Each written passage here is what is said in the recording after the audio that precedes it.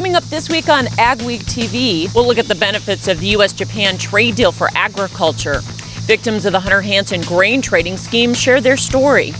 We'll tell you why NDSU researchers are regrowing every breed of wheat ever developed at the school.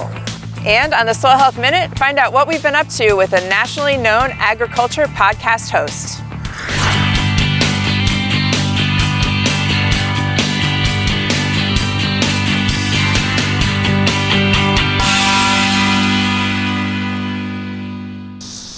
Welcome to AgweekTV. I'm Michelle Rook. This week our program is on location at the 134th Annual South Dakota State Fair in Huron, where the focus is on agriculture and youth. Both 4-H and FFA members are participating in various contests, displaying projects and static exhibits, plus showing and judging livestock. South Dakota is also one of the few states that has remained an agricultural fair.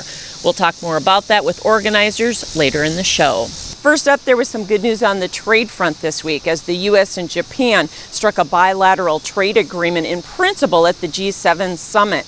Now, this would allow the U.S. to come in under the same terms as well as tariff rate reductions as we would have had under the Trans-Pacific Partnership, and that would be great for agriculture. AgriPulse's Spencer Chase got reaction at the Farm Progress Show. A recently announced agreement in principle between the United States and Japan is being hailed by the Trump administration as equal to, if not better than, the gains seen as possible through the former Trans-Pacific Partnership.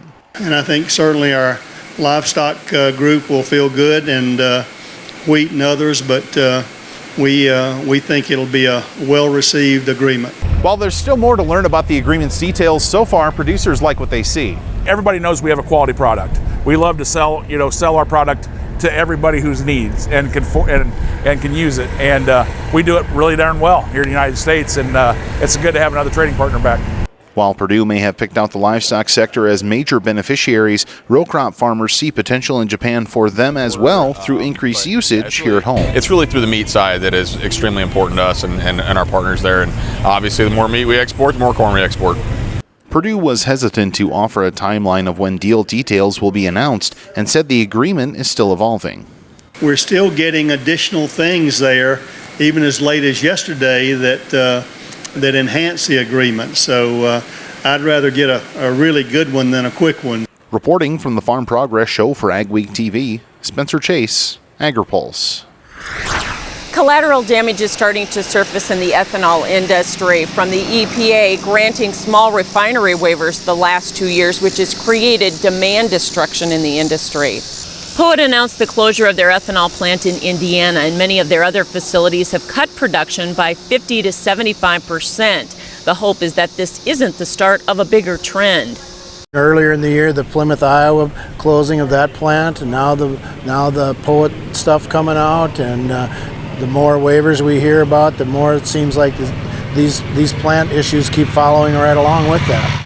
EPA just granted another 31 waivers, and NOAM says they don't think EPA used the right formula to grant those exemptions, and they're disappointed as well. The president has allowed them.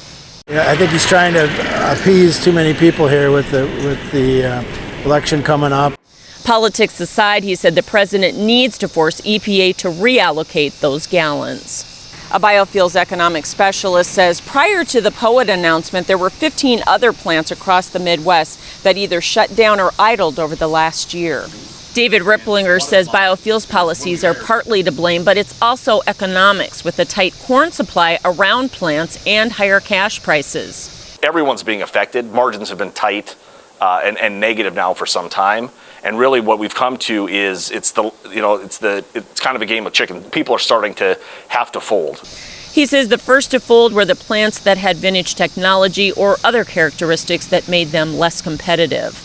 Meanwhile, U.S. Ag Secretary Sonny Perdue told farmers at the Farm Progress Show that the president will soon be coming forward with a biofuels plan to help mitigate the effect of the small plant refinery waivers. Perdue didn't provide details, but hinted the president was looking at funding for infrastructure to support nationwide E15 use, which would increase demand for corn by 2 billion bushels. After a meeting with Perdue and EPA Administrator Andrew Wheeler, Trump also said he would bump biofuels levels in the renewable fuels standard, increasing the ethanol mandate by 500 million barrels and the biodiesel mandate by 250 million barrels for 2021. What the administration is doing to build ethanol demand is primarily the E10 to E15 movement. Now it's up to the industry and us to help build the infrastructure that can deliver that to the consumer. The wheat harvest in South Dakota has been running behind normal for both winter and spring crops. However, yields have been above average. USDA's crop progress report showed 89% of the winter wheat harvested compared to the 98% average, while spring wheat harvest stood at 53% compared to the 85% normal pace. One consolation is yields have been strong. On the winter wheat side, it wasn't unusual to hear fields that were 70, 80, 90, spotty places, 100 plus, in certain areas. So I think we're going to look real good. Spring wheat's always just a little bit lighter on yields, but I think we're going to be a lot of 40, 50, 60s on some of the spring wheat. And the higher yields will have to offset record low spring wheat acreage this year in South Dakota.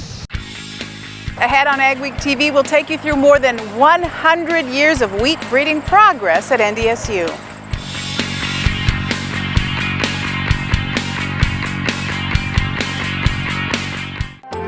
Nothing holds more promise than a seed. And when it comes from Peterson Farm Seed, it's backed with a promise from us. We'll sell no seed we wouldn't be happy to plant on our own farm, so that growers like Mark can keep a promise of his own. To teach his kids how to care for the land, their family, and their community, and build a future that extends generations. Grow your promise. Grow Peterson Farm Seed. Martinson Ag Risk Management offers a variety of crop marketing and crop insurance packages to our customers. With over 40 years of experience, our dedicated staff works hard to ensure you get the best advice on crop insurance, marketing, and risk management. Contact Randy or any of the staff at Martinson Ag Risk Management today at 701-205-4200 or visit us online at martinsonag.com. How can one tillage tool handle most field conditions, residue types, and tillage practices? It takes a Renegade, the Summers VRT Renegade. Switch from vertical to aggressive tillage and anywhere in between. Adjust blade angles, tillage depth, and more on the go, all from an iPad. Get the tillage results you want, like only the Summers VRT Renegade can. For more information or a demo, contact your Summers dealer. Mayo Manufacturing, your Red River Valley source for Batco.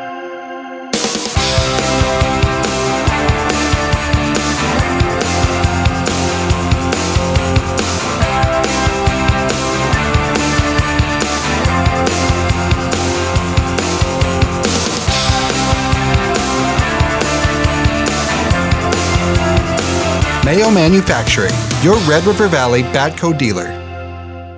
Big Boy Toys.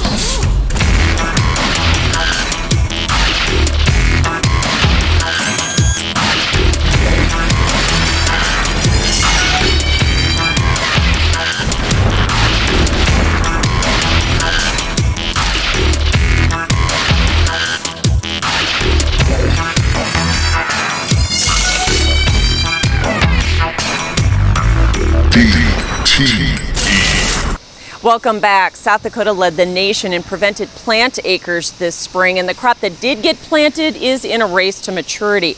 As of Monday's crop progress report, 7% of the corn had dented. That compares to 32% normally. As far as soybeans, they were faring a little better, 73% setting pods versus the 94% average. So what does that mean for yield prospects? I talked to farmers across the state to find out. The 2019 planting season was historical in South Dakota with a record 4 million plus acres of prevented plant. Total for both corn and beans, about 35% of our crop was planted this year. We're not sure whether we did the right thing by doing that, but so be it. We had about 50% prevent plant on our ground this year. We have never had this much prevent plant. We tried to get in just about every acre we could possible. It was just a real struggle. However, the largest prevented plant acreage was in the southeast. It goes anywhere from 20-30% prevent plant acres in areas to up to 70-80% and higher. Most of the corn that did get planted was after June 1st, so the crop is considerably behind. You know, we're 30 days behind normal, we think, or 25 anyway. If we get that frost in early October, October 1st in that neighborhood, we're going to have some corn that isn't going to be black layered yet. Soybean development is in better shape than the corn, but early frost is still a threat. If we get that first or second week in September, I don't know if there'll be much to even harvest. And with the delayed crops, the top end yield was taken off both corn and beans. Well, we've told the banker probably better figure on 150 or 60 bushels per acre, which is down 50 from where we were the last 2 years. If we can get 120, 130 on corn, I would be very happy. We don't know on the beans, 30, 35. Average, I'm guessing if I can get 40, I'll probably be happy on most of my acres. Plus, farmers anticipate high moisture levels and increased grain drying.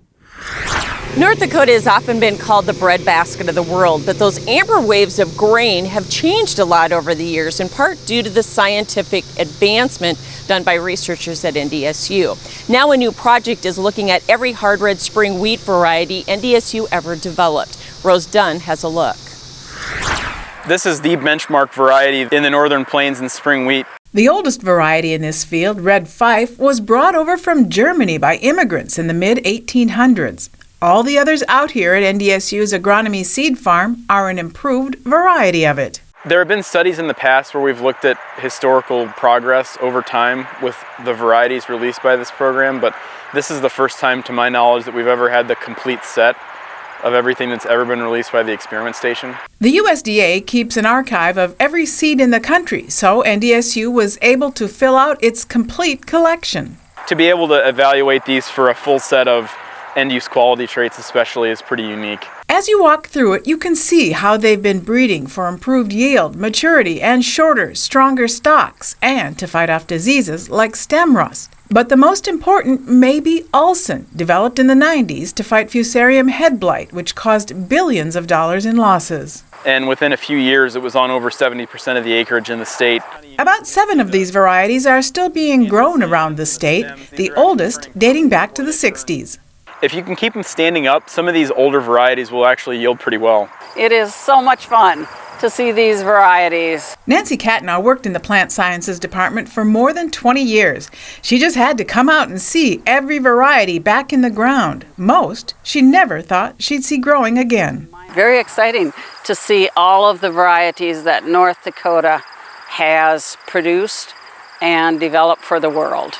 Soon each of these small plots will be harvested individually. The grain will be cleaned and milled and eventually baked into small loaves of bread, furthering the research to the very end. Near Castleton, this is Rose Dunn for Ag Week. NDSU is growing the same plots at research stations in Minot and Carrington, and they hope to expand to more areas in North Dakota next year. When Ag Week TV returns, a young couple who lost $140,000 to a fraudulent grain trader shared their story. And later I talk ag and youth from the South Dakota State Fair.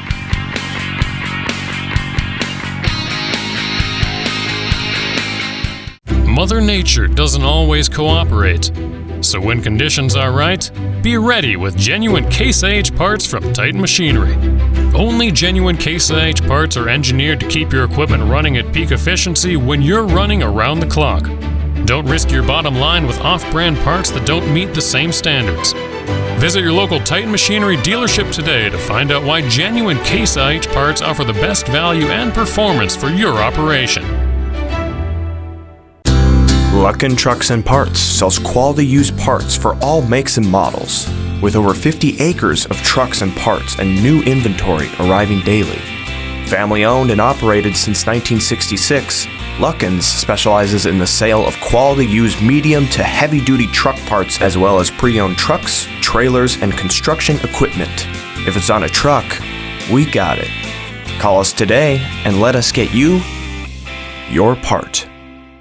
This is Dennis Beliski reminding you we do auctions and we do them well. You've built your operation with hard work, and when it's time to sell, all or part, you deserve the best. Details from repairs and preparation to promotion and settlements are not routine. Chances are you'll only do this once, so we'll tailor an auction just for you and get it done right. On-site at your farm or added to one of our highly successful Alaris Center auctions, we have the skill, reputation, and integrity to meet your needs with best-in-class commitment and quality service. Find us at resourceauction.com or call 701-757-4015. When the water's high and your yields are low, 'cause your fields have no place for water to flow. Just one call takes care of it all. Call on Field Drainage Incorporated. Call on Field Drainage Incorporated. Call on Field Drainage. The experts in the field. It's the perfect time to get ready for harvest, and North Star Ag has the equipment you need to keep things running smoothly this season. We have a great selection of augers from Meridian and Wheatheart, as well as Batco and Unitube conveyors. Uptime is crucial. Keep your crew in the field longer with a fuel trailer from Thunder Creek. And don't forget, North Star Ag has Meridian hopper bins for any size operation. See our complete new and used equipment inventory at northstarag.com or give us a call. Young North Dakota grain trader Hunter Hansen, who is accused of cheating several farmers and elevators out of over $11 million in a grain Ponzi scheme, will be sentenced in federal court in November. In this week's Ag Week cover story, Michael Pates talks to his victims. Through a neighbor that said, "Hey, I got this broker. Is it okay if I give you out your number to him?" And I said, "Sure." And that's how it all started. Wade Fisher had been struggling through some tough times on his farm when a neighbor told him about a grain broker who was paying a little more than local elevators. He did some research and decided the broker was legitimate. And I looked at it that I can make a little bit of money, and that's what you try to do in this business. You try not to lose money, you try to make money. But last fall, Fisher found out that Hunter Hansen had cheated him and his wife Brianne out of about $144,000. That's 3 years of profit on their farm in the far northwest corner of North Dakota. When he learned what was happening, Fisher first told his dad, who still owns the land, and then he had to tell his wife. I just remember feeling utterly shocked. I hope he never does anything like this to anybody again. Wade's dad has agreed to lower his land rent temporarily in the hopes of keeping this fifth-generation farm going. And the Fishers have cut everything from equipment purchases to cable TV in an effort to stay afloat. Hansen is expected to be sentenced to up to 8 years in prison and make restitution. The Fishers don't expect to get much money back, but they've learned a lesson that they'll never forget. Took a risk and did not pan out so well. At Grenora, North Dakota, this is Michael Pates for Ag Week. With the spring wheat harvest well underway, will the weather be cooperative this week? John has our AgriWeather outlook. The Ag Week weather outlook centering around some seasonal changes. One, we're now at the peak of hurricane season, and right on cue, the Atlantic Basin is getting active, and hurricanes this time of year can impact the upper Midwest, northern plains, even without a direct hit by a storm. The overall pattern, continued cool weather, even as August fades into September. It's a relatively cool northern plains, upper Midwest pattern, and damp to wet somewhere in there. It doesn't look like we'll have the big heavy soaking rains, but there's plenty of damp weather to talk about. Jet stream right along the U.S.-Canadian border right now. Warm weather down south, occasionally hot in spots. The coolest of the weather has retreated for the moment, but there are signs it may come back again by the end of the week, with some slight chance that a few areas of the northern plains by the end of the week might even see a smattering of scattered light frost. The jet stream definitely taking a dip through the area this weekend. Meanwhile, the Atlantic seaboard in the southeast is leaving itself open to any hurricanes that happen to be thinking of heading in that direction. The second week of September will also leave that open for potential storms, showing the cool weather retreating in the northern plains and then perhaps coming back sometime around mid-month for another possibility of southern Canada or northern plains light frost. The Hurricane Dorian may in fact produce some excessive rainfall in parts of the south this week. Showers will be around the northern plains, as I said, probably more damp than soaking wet, but it still looks like an overall cool wet pattern for the northern plains, upper Midwest, but the wettest weather in the country is expected to be down in the southeastern U.S. for the next couple of weeks, while the west coast and the southwest remains characteristically dry for this time of year. At Superior Grain Equipment, we're committed to quality and service, offering you the best in grain storage and dryers for any size operation. Our experts will work with you to determine the most efficient and economical storage solution for your needs. We help protect your bottom line and your future with the industry's best bins and warranties. Make the superior choice for protection today and tomorrow with Superior Grain Equipment. With the all-new GreenFit system from Reichart, plug-and-play is finally a reality when using John Deere AutoTrack guidance with existing new products like the Challenger 1000 series or all-new C-Series Rogators from Butler Machinery. GreenFit is an authorized navigation interface that utilizes existing John Deere AutoTrack guidance systems to steer most Challenger tractors and sprayers. GreenFit eliminates the worry of learning and converting to a new steering system when buying an industry-leading Challenger from Butler Machinery. Learn more about GreenFit at butlermachinery.com/greenfit. Steffes Group, selling land and the equipment to farm it since 1960. If you're interested in selling or have questions about our auction process, head to our website at steffesgroup.com to contact us at any one of our 4 locations located throughout the Midwest. You can also visit and subscribe to our YouTube channel to view all of our auction previews and recaps to stay up to date on the market in your area.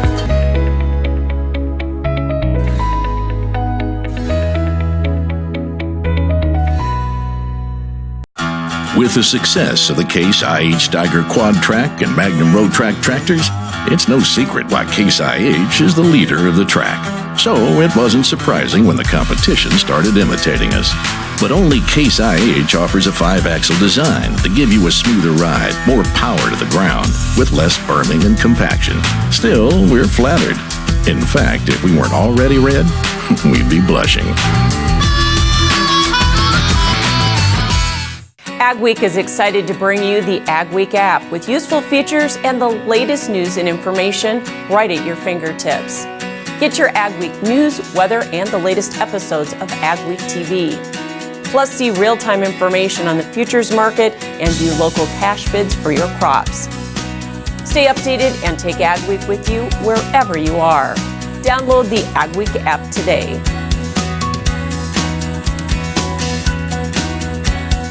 Welcome back to AgweekTV here from the South Dakota State Fair. Joining us right now is Candy Brightly. She is assistant manager for the fair, and obviously this is a different fair than what we see in other states because it's so agricultural, but something that we're proud of, right? Yeah, absolutely. You know, we pride in being so egg focused and having so many egg vendors here at the fair. Also educating people as well. On agriculture. We'll have a lot of different agricultural exhibits, a lot of great egg education to be found at the fair. Even when you go to the food court, we have picnic tables that have random agricultural facts on there. So no matter where you're at across the fairgrounds, you're going to see some bit of agricultural weaved in somehow. So we're really proud of our strong agricultural roots here at the fair and being able to share them with all South Dakotans. The FFA Ag Adventure Center actually expanded this year, correct? Yeah, absolutely. You know, the FFA Ag Adventure Center has just been a wonderful addition to the state fair. It focuses on connecting people and fairgoers with where their food and fiber comes from, and they try to add exhibits every single year. And this year, I know that one of their additional exhibits is an exhibit on beekeeping, and they're doing some things on soil conservation. And it really focuses on connecting people with where their food and fiber comes from. What about 4-H? Numbers were good this year again? Yeah, 4-H numbers are always really strong. And, you know, whether it's in the livestock side of things or at the Nordby exhibit hall where their static exhibits are, you know, so many kids work so hard all year round on their exhibits. Well, a lot of tradition here at the fair. Thanks so much, Candy. All right, thank you. Candy Brightly joining us here, assistant manager for the South Dakota State Fair. Still ahead on AgweekTV. On the Soil Health Minute, I'll share with you a new resource to fill some of those long hours in the field.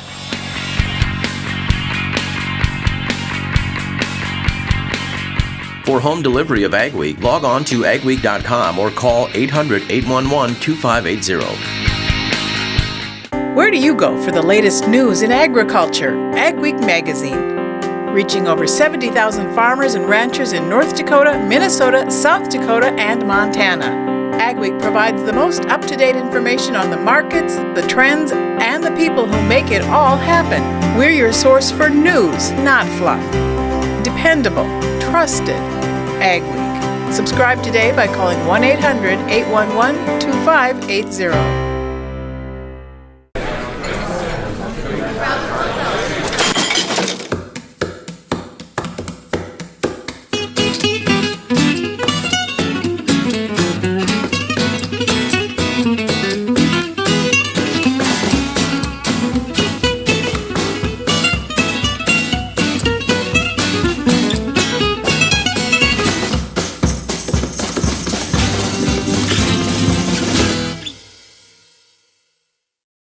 Every year, 40% of all food in the U.S. never gets eaten.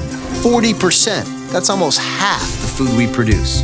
Food waste is a serious problem. It impacts all of us. And it's expensive. Your family is throwing $1,500 a year in the trash. We're working hard to put food waste on the chopping block. And you can do the same at home. Learn how to cook it, store it, and share it. Just don't waste it. Go to SaveTheFood.com. I'm Jenny Garth, and as a mother of 3, I know kids worry about a lot of things. Getting enough food to eat shouldn't be one of them. But here in America, that is a real worry for 1 in 5 children. Even though we are one of the most food-rich countries in the world, 15 million children don't know where their next meal is coming from. This is unacceptable, and something the Feeding America nationwide network of food banks is working to solve. Instead of accepting that our country lets billions of pounds of surplus food go to waste every year, Feeding America has made it their mission to help families in need by rescuing this food. Through food pantries and meal programs, the nationwide network of food banks provides more than 3 billion meals, serving virtually every community in the United States, including yours. Join me in supporting Feeding America and your local food bank by visiting feedingamerica.org. Together we can solve hunger. Together, we're feeding America. The Ag Week Soil Health Minute is sponsored by the North Dakota Corn Council and the North Dakota Soybean Council. Welcome back. In many ways, our region is ahead of the curve when it comes to soil health. In this week's Soil Health Minute, Abby Wick tells us about a more passive way that farmers can access information and hear from the experts. With all the information available on soil health, we want to make you aware of a new resource called the Soil Sense Podcast. In this podcast, host Tim Hamrich from the Future of Agriculture visits with farmers, consultants, researchers, and extension to talk about how we're advancing soil health in our region. I want to give you a quick glimpse of what this podcast is about.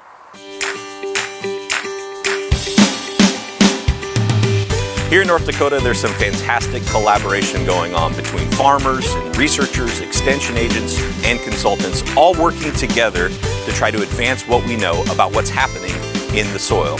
Through this podcast series, you're going to get to hear these individual stories and how they're working together and providing each other feedback to advance our knowledge of soil health.